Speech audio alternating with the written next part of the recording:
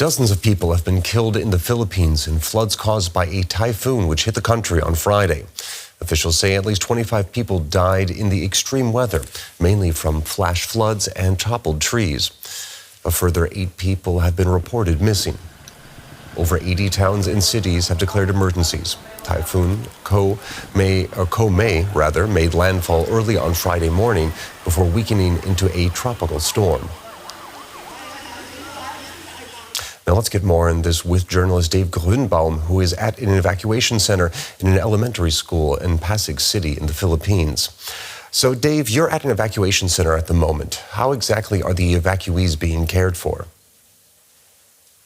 Because this Philippines, this archipelago, deals with flooding so often, the government and the people know how to deal with it. It's unfortunate they have to deal with this so often, but they've got a system in place. I mean, right now, there's about 57,000 families across the country that have been evacuated to about 2,000 shelters, including this elementary school where I am. What's happening here? Well, the families, they're getting 3 meals a day. What would be a typical dinner? Rice, the staple food here, chicken, and a vegetable like cabbage and potatoes. They've got a nurse on duty here 24/7. A doctor makes the rounds every day to see if anybody needs anything. In this neighborhood that I'm in, because of the income levels of so many of the families, many of the kids here qualify for supplemental nutrition programs through the government. So they're coming in to make sure that these children, they have the list. They're making sure they're getting their vitamin pills and their micronutrients that they would usually get at the school because schools have been shut down all week. So they're making sure that's being taken care of. So, of course, it's a difficult situation for anyone to have to be evacuated from their homes, but at least they're well taken care of here. I should point out, because of climate change, this sort of thing is happening more and more often. I talked to one mother who's staying here. She said, look, we used to have to evacuate our homes maybe once every 2 to 3 years. Now it's happening 2 to 3 times a year because of climate change. So we're seeing the situation happen more often. Now, many provinces in the Philippines are being affected by those floods, but Luzon, the main island where you are, suffered the most damage. How bad is it exactly?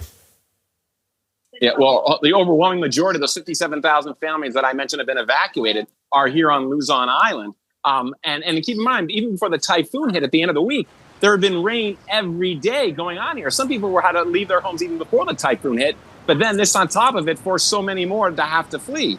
Now, 200 roads unpassable, about 18 bridges unpassable, and authorities are stressing that's what they know so far. There's a lot of roads they haven't been able to get eyeballs on yet because they're so far away from them. They're pushed so far back because of the floodwaters. When it comes to the damage assessment, right now, and I'm stressing so far, that is well into the tens of millions of dollars, but authorities are saying they're not going to be a bit surprised as they get a better assessment of things, that this could climb into potentially into the hundreds of millions of dollars.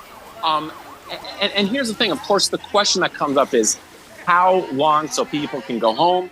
In some communities, people have been able to go home, but in so many other areas, the hardest hit areas, I mean, keep in mind, we've got so many communities that are completely submerged that authorities are saying they have absolutely no idea how long it's going to be till people can go home. Because it's not only when the floodwaters subsist, it's going to be, what about the infrastructure damage? Are the roads and the bridges they would have to go through, are they going to be structurally sound enough to let people go home? And authorities are saying in so many communities, we just really have no idea how long that's going to take.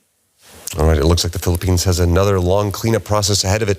That was journalist Dave Grunebaum reporting from an evacuation center in the Philippines. Thank you very much. Sure thing.